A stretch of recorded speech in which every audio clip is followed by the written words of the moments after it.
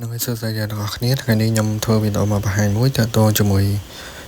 យើងសេរី font ទៅលើកុំព្យូទ័ររបស់យើងជាធម្មតាកុំព្យូទ័រ default អាចនឹងមានតែជាភាសាអង់គ្លេសឬក៏ show font មកច្រើនលើសពីអីដែលយើងចង់បានណាអញ្ចឹងជាដំបូងអ្នកទាំងអស់គ្នាចូលមក search ពាក្យថា language មកវា show language setting ឲ្យយើងហើយ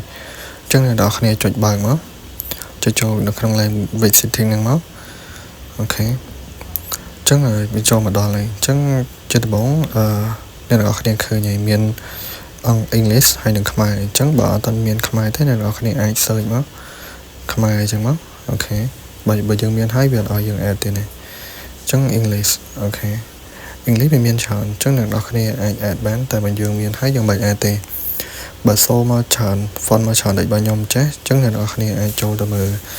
នៅ option របស់វាមួយមួយមកអញ្ចឹងយើងចូលលើ English យើងយក language ហ្នឹងមកទាំងវា optionចឹងអ្នកនរគ្នាស្រុំមកខំឃើញមាន2មានEnglish United States and Kingdom ចឹងអ្នកនរគ្នាremove Kingdom ចេញទៅយើងប្រើតែ United States មួយបានហើយចឹងយើងចុចលើ setting ហ្នឹងហើយយើងនេះមក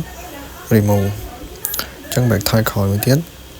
យើងចូលមកមើលខ្មែរម្ដងដោយសារខ្មែរមាន2ដែរ language option អូខេ scroll មកខំឃើញមាននេះខ្មែរនេះដែរហើយនិងខ្មែរធម្មតាអញ្ចឹងយើង remove ខ្មែរធម្មតាចេញទៅយើងទៅខ្មែរនេះដែរមួយ font ដែលយើងប្រើអញ្ចឹងបន្ទាប់ពីដូរហើយវានៅជាប់អញ្ចឹងដែរអញ្ចឹងអ្នកទាំងអស់គ្នាអាច restart កុំព្យូទ័រមួយទៅគឺវានឹងដំណើរការយើងហើយបើមួយអត់ដែរអាច2ដងអញ្ចឹងណាអរគុណ